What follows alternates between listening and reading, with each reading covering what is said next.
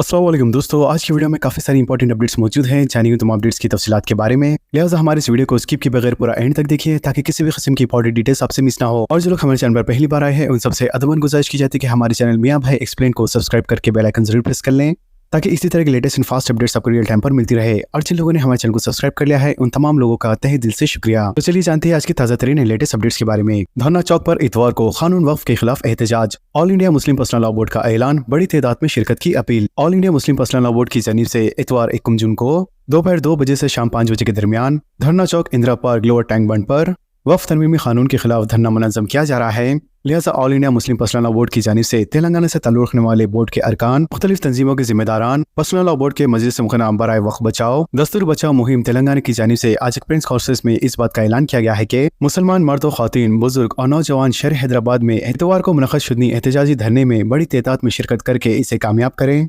लिहाजा बोर्ड के जिम्मेदारों का कहना है कि वक्फ की हिफाजत हमारा मजहबी फरीज़ा और दस्तूर की हिफाजत हमारा कौमी फरीज़ा है, इसलिए तमाम हिंदुस्तानी मुसलमान और इंसाफ पसंद बरादरान इस कानून के खिलाफ है और मुतालबा करते हैं कि सिया कानून को वापस लिया जाए। आंगनवाड़ी टीचर्स और हेल्पर्स के रिटायर मरवात में इजाफा, हुकूमत की मंजूरी, जल्द जीओ की इजराई। रियासती हुकूमत ने आंगनवाड़ी टीचर्स और हेल्पर्स के लिए रिटायरमेंट मरवात में इजाफा का ऐलान किया है जो कि इनके लिए एक मिस्बत पेशरफ्त है। लिहाजा फाइनेंस डिपार्टमेंट ने महकमे बहबूद ख़वातीन व अतफाल की जानिब से पेश कुर्दा तजवीज़ को मंजूरी दे दी है जिसका मकसद रिटायरमेंट फ़वाइद में इजाफा करना है। इस इक़दाम से मुतालिक सरकारी हुक्मनामा जारी करने की राह हमवार हो गई है जिसके तहत रिटायरमेंट होने वाली आंगनवाड़ी टीचर्स को 2 लाख रुपए जबकि हेल्पर्स को 1 लाख रुपए रिटायरमेंट पर दिए जाएंगे। फिलहाल तेलंगाना में 37,580 आंगनवाड़ी मराकज़ काम कर रहे हैं जिनमें तकरीबन 70,000 अफराद खिदमत अंजाम दे रहे हैं। लिहाजा हर मरकज़ में एक टीचर और एक हेल्पर मुकर्रर है जबकि रिटायरमेंट की उम्र 65 बरस है और हर साल औसतन 7,000 अफराद रिटायर हो रहे हैं। इस वक्त आंगनवाड़ी टीचर्स को रिटायरमेंट पर सिर्फ 1 लाख रुपए जबकि हेल्पर्स को 50,000 रुपए दिए जाते थे। ताहम इंतखाबी वादे के मुताबिक कांग्रेस हुकूमत ने इनकी मरवात में इजाफा कर दिया है। साइबर जुराइम की बढ़ती तादाद से निपटने जोनल साइबर सेल्स का आगाज, शिकायत पर तेजी से कार्रवाई, मुजरिमों की शनाख्त और रकम की वापसी में बेहतरी आएंगी। शहर हैदराबाद के महकमे पुलिस ने बढ़ते हुए साइबर जुराइम के खिलाफ एक मौसर और तारीखी इक़दाम के तहत तमाम 7 जोन में जोनल साइबर सेल्स का आगाज किया है। लिहाजा ये इक़दाम तेजी से बढ़ते हुए साइबर खतरात के खिलाफ मुकामी सतह पर फौरी और मौसर हकमत अमली फराहम करने के लिए उठाया गया है।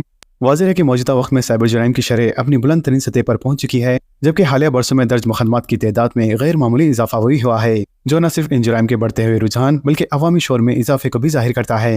लिहाजा इस मौके पर पुलिस कमिश्नर CV आनंद ने कहा है कि 2019 से 2020 के दरमियान साइबर जुराइम के वाक़यात में नुमाया इजाफा देखा गया। इन्होंने मजीद बताया है कि 2015 से 2014 के दरमियान साइबर जुराइम के मामलात में 786% का इजाफा हुआ है और हर साल इनकी मुकदमात की तादाद में मुसलसिल इजाफा हो रहा है। इन्होंने कहा है कि इजाफा इस बात की निशानदही करता है कि अब ज्यादातर मुतासरीन सामने आकर वाक़यात का इंदराज करवा रहे हैं जिससे कानून नाफिज करने वाले इदारों को कार्रवाई करने में आसानी हो रही है।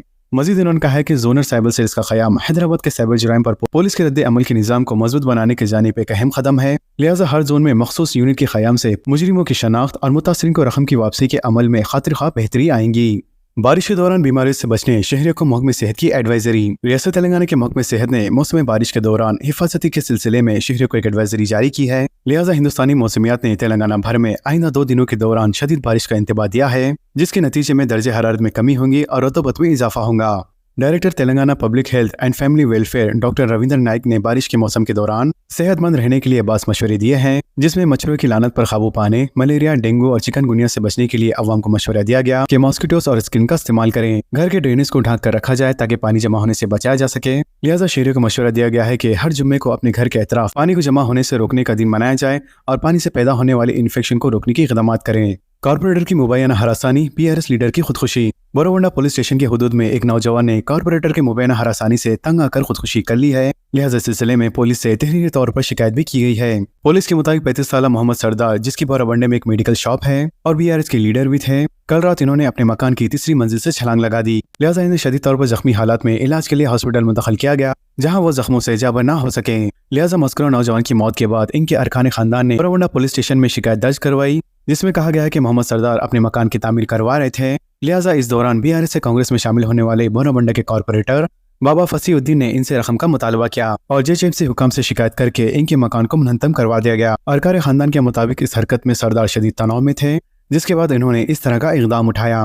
सरदार की खुदकुशी के बाद कल रात मुकामी अफराद बरहम हो गए और इन्होंने बोरोबंडा पुलिस स्टेशन के पास पहुंचकर एहतजाज किया और इंसाफ का मुतालबा किया। हल्के कारवान के 106 शादी मुबारक स्कीम के चेक्स की तकसीम। बैरिस्टर असदुद्दीन अवैसी सदर कुल मजलिस इत्तेहाद मुस्लिमीन व रुकन पार्लियामेंट की हिदायत पर जनाब कौसर महिउद्दीन रुकन असेंबली कारवान ने शेखपेट मंडल के 106 शादी मुबारक स्कीम के चेक्स तकसीम किए। लिहाजा एसएस फंक्शन हॉल हकीमपेट टोली चौकी में शादी मुबारक स्कीम के तहत शादी मुबारक और कल्याण लक्ष्मी के चेक्स की तकसीमी तकरीब मुनक़द हुई, जिसमें रुकन असेंबली के हाथों 1 करोड़ रुपए मालियत के चेक्स की तकसीम अमल में लाई गई।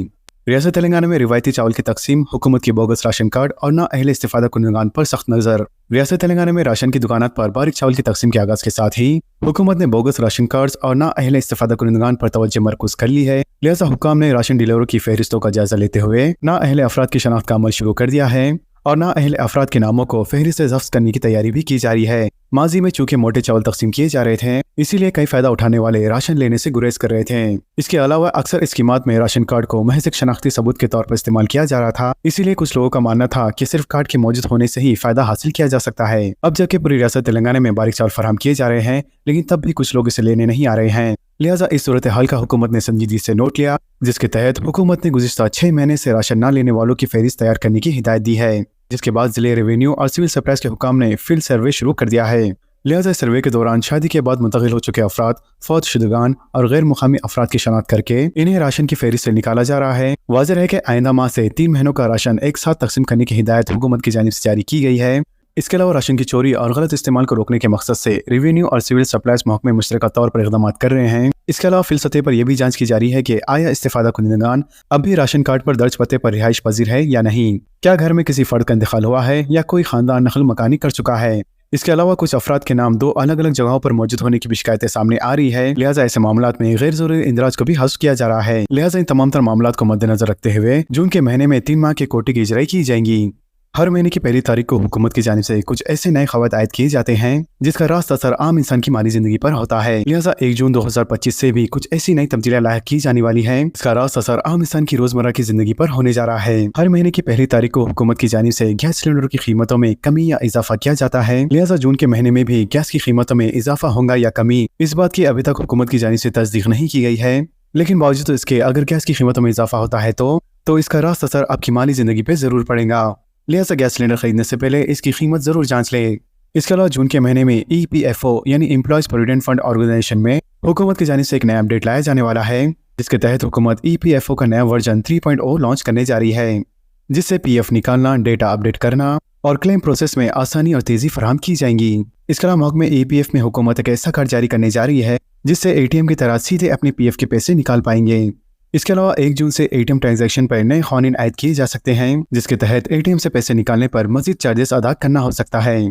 इसके अलावा जो हजरात क्रेडिट कार्ड का इस्तेमाल करते हैं, उन तमाम क्रेडिट कार्ड होल्डर्स हजरात के लिए भी जून के महीने में नए क़ानून आयद किए जा रहे हैं। इसके तहत ऑटो पेमेंट में अगर डेबिट फेल होता है तो क्रेडिट कार्ड होल्डर हजरात को 2% तक पेनल्टी रख सकती है। इसके अलावा जून के महीने में बैंक हॉलीडेज का भी ऐलान कर दिया गया है। जून के महीने में जुमला 8 दिन बैंक हॉलीडेज रहेंगे, जिसमें 7 था 8 जून ईद उल अज़हा, इसी तरह 12, 14, 15, 27 और 30 जून को बैंक हॉलीडेज रहेंगे। तो दोस्तों, खबरों से मुतालिक आप सबकी क्या राय है नीचे कमेंट बॉक्स में जरूर जाहिर करें और इसी तरह के लेटेस्ट एंड फास्ट अपडेट्स के लिए हमारे चैनल के साथ जुड़े रहें।